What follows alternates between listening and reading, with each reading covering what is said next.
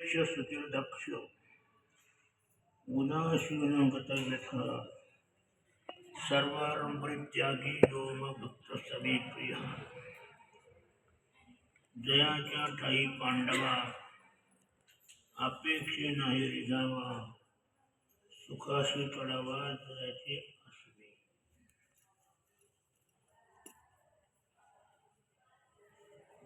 आज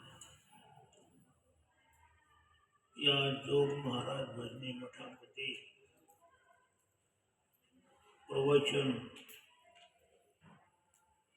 गंगा पूजन निमित्त आहे.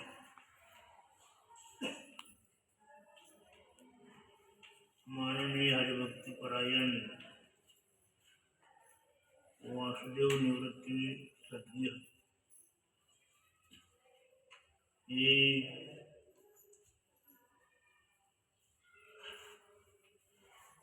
परिक्रमा करून आले. म्हणजेच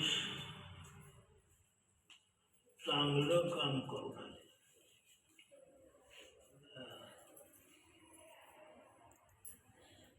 नर्मदेची परिक्रमा म्हणजे जीवनातलं अतिशय महत्वाचं काम.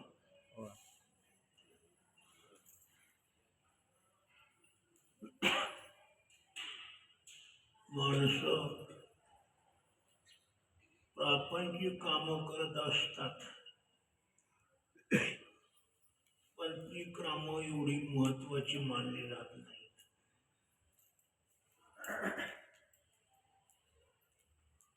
मानवानं महत्वाची कामं करायची असतात ती अशी तीर्थाचं गमन, म्हणजे तीर्थाला जाणं हे अति महत्वाचं आहे. नर्मदा माता हे तीर्थ अति महत्वाचं मानलं जाते. आणि त्यातल्या त्यात तिची प्रदक्षिणा ती तर अतिच महत्वाची आहे. वासुदेवनं ही प्रदक्षिणा केली.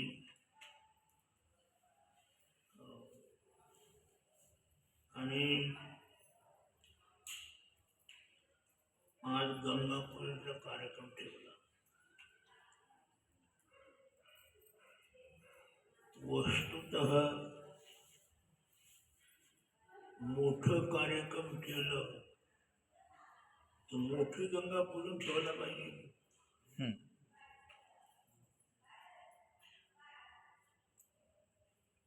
म्हणजेच पैशाची काही किंमत ठेवायची नाही. किती खर्च झाला तरी गंगा पूजन अति महत्वाचं मानलं जातं.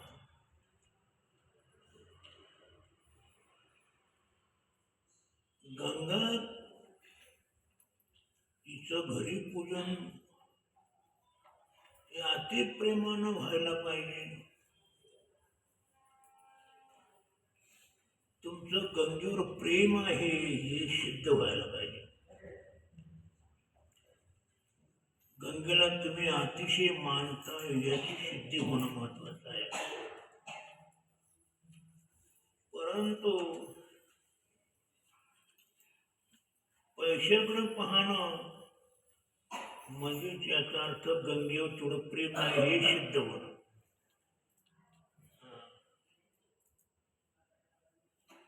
आम्ही आमच्या संसाराकडे पाहतो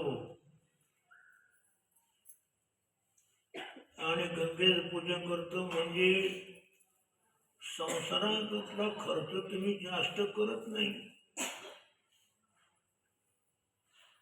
याचा अर्थच असा आहे का गंगेवर तेवढं प्रेम नाही. मग तीर्थयात्रा तिची प्रदक्षिणा इतकी प्रेमाची कशी मानली जाईल?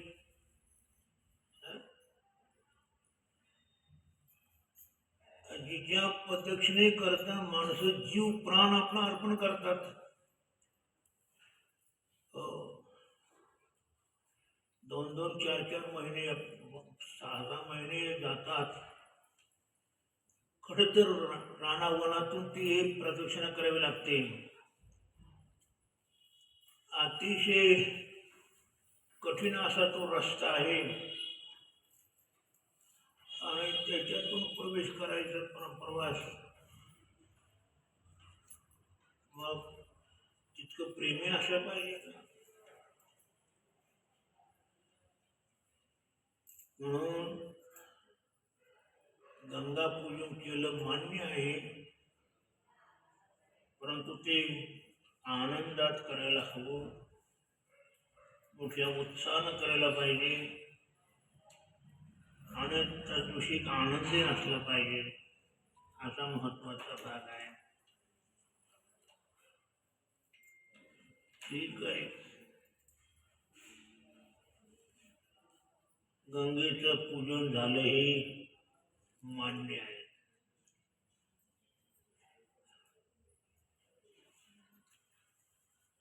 गंगेचं पूजन का करायचं?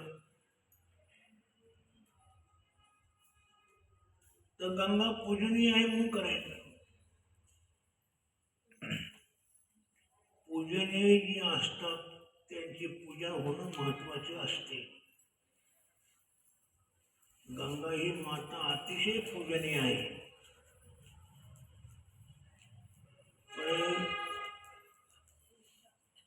तिचं सर्वांनी पूजन करावं असा महत्वाचा भाग आहे.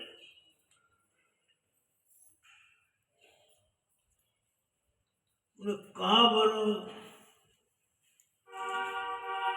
तिचं सानिध्यच असं आहे की ते जीवाला मुक्ती देणार आहे.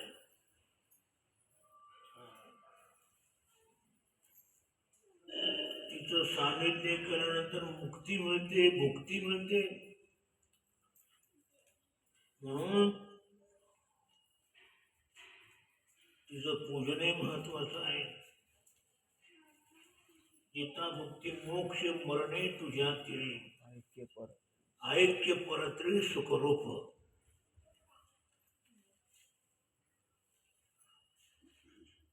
काही मंडळी गंगेच्या सानिध्यात राहतात.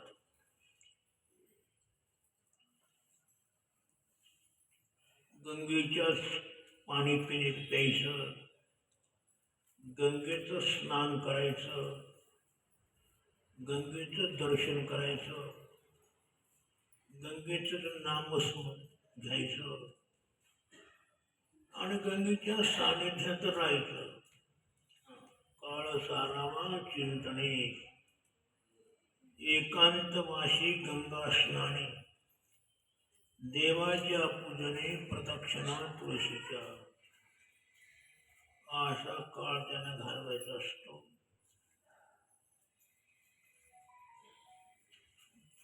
गंगेच्या सानिध्याला काही कमी पडत नाही, त्याला भरपूर मिळतो. आणि गंगेच्या सानिध्यात गंगेच्या तळ्यावर मेले तरी चांगलं नसतं. का? जित्ता मुक्ती मोक्ष मरणे तुझ्या तिरी, तुझ्या तिरी मरणे मुक्ती. गंगेच्या तीरावर मेल्यानंतर मुक्ती मिळते. असं गंगेचं महत्व आहे. म्हणून गंगेच्या मोठ्या आनंदानं पूजा करायला पाहिजे.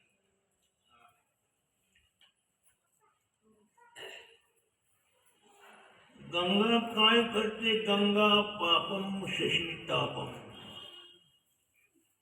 गंगा पाप घालवते. माणसाकडून बरी वाईट पाप होत असतात. कलियुग आहे. कलियुगामध्ये माणसाची सहज प्रवृत्ती पापाकडे, अनेक पाप केली जातात. किती जरी पुण्यात्मा असला तरी तो सुद्धा पाप करतो, म्हणजे त्याच्यावर होतातच. पण त्या सर्व पापांचा नाश करणारी गंगा,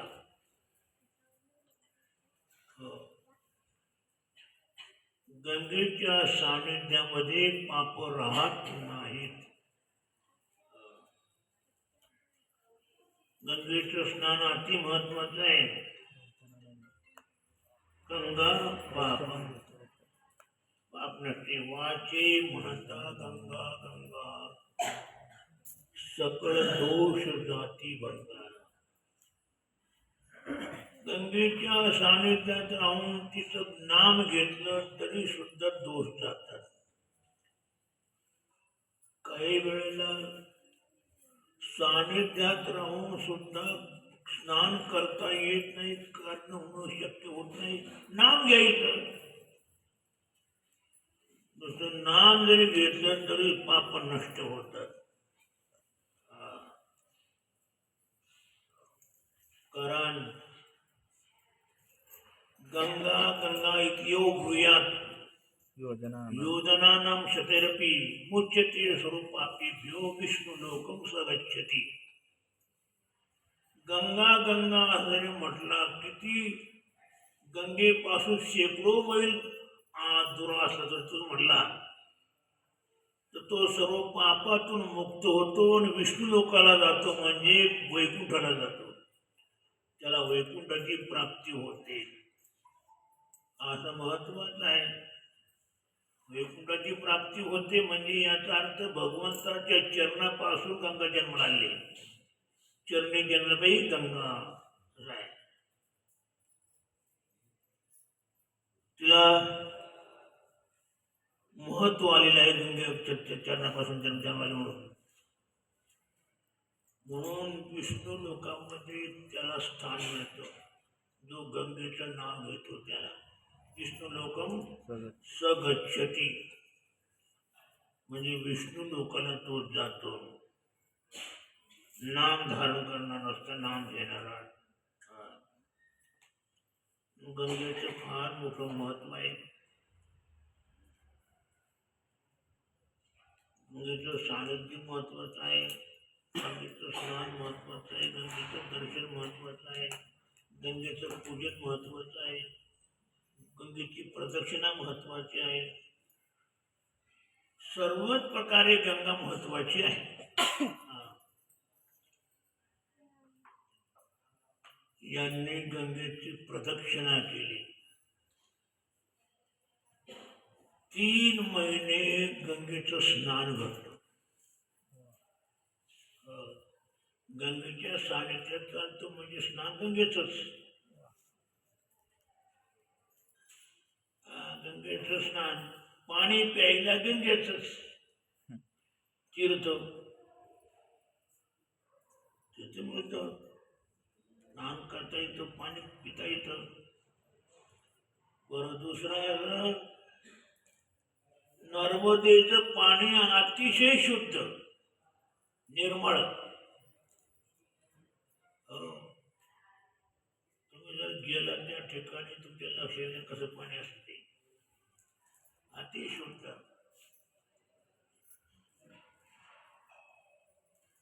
अन्य ठिकाणचे लोक आणि गंगेच्या परिसरात राहणारे लोक आहेत,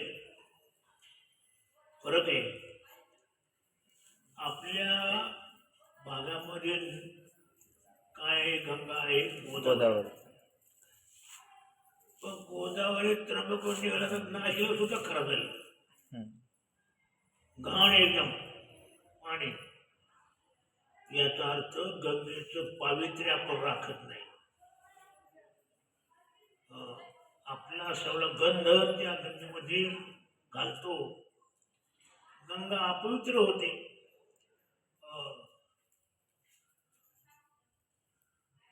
तिथेची लोक असे गंगेला अतिशय मानणारे,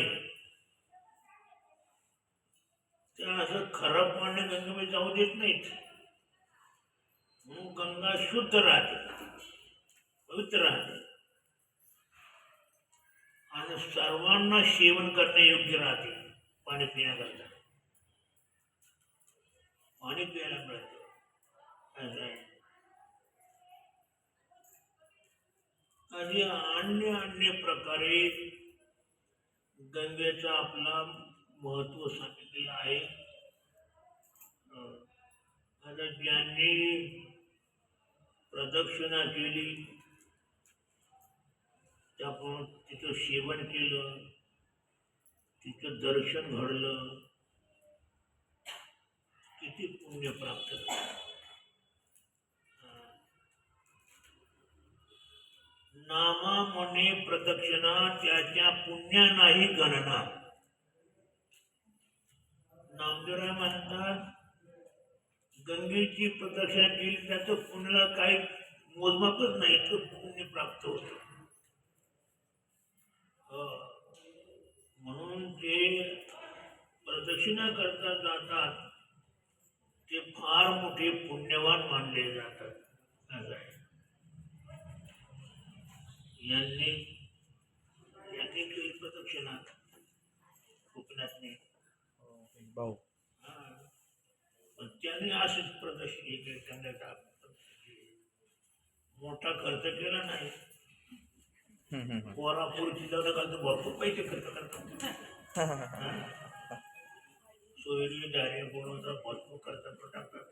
गंगे करतात तुटपुटेपणा काय कामाचा. गंगा सुद्धा तुम्हाला एवढं पुण्य देते, तुम्हाला पापातून मुक्त करते. मग गंगे करता किती खर्च करायला पाहिजे असं आहे ना. तिच्याविषयी किती श्रद्धा प्रेम आहे याला फार महत्व आहे. म्हणून गंगेचं स्नान वगैरे झालं, पूजने थोडं महत्वाचं आहे. या ठिकाणी आज तिथे काही पूजा होते आणि ती जोग महाराजाच्या मठात होते आहे. हे सुद्धा आनंदाचं आहे. कारण गंगा पवित्र आहे, पुनीत करणारी आहे हे ठीक आहे, पण ती गंगा सुद्धा अशुद्ध होते. अशानं लोकांच्या पापानं मलिन होते. पण अशी गंगा स्वतः आपण पवित्र होण्याकरता संतांचा आश्रय घेत असते. सपळे तीर्थे निवृत्तीचे पायी आणि तिथे पुढे ती माझ्या मना. सगळे तीर्थ निवृत्तीच्या चरणाजवळ येतात का, तर गंगा ही तिथं पवित्र होत असते, पवित्र होण्याकरता येत असते. गंगा पापम शिशी ताप दैन्यंच करत पापम तापम दैन्यंच सद्य साधू समागमात. पाप ताप दैन्य तिन्ही पण साधूच्या समागमात नष्ट होतात. म्हणून तीर्थे तया टाया येती पुनित भावया सर्व काळ पाया वैष्णवा. सगळी तीर्थ गंगेच्या ठिकाणी येतात कशाकरता, आपल्या स्वतःला पुनीत होण्याकरता. तीर्थी पर्व काळ येथे पायाकडे सकल चांगले काही तीर्थ असा असे संतांचं वैशिष्ट्य आहे. हो, आणि त्या संत म्हणजे जोग महाराज त्यांच्या सानिध्यामध्ये त्या गंगेचं पूजन होते. हे अतिशय आनंदाचं आहे. असा जो हा पूजनाचा कार्यक्रम आज तुम्ही या ठिकाणी ठेवला. हो, मला वाटत कीर्तन करतील. कीर्तनला काय करता आला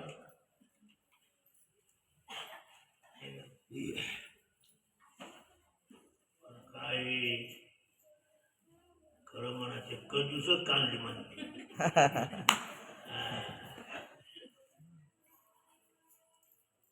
देव देतो यांना, कोणीही यांना खर्च करायची इच्छा नसते. आनंद करायला पाहिजे मस्त.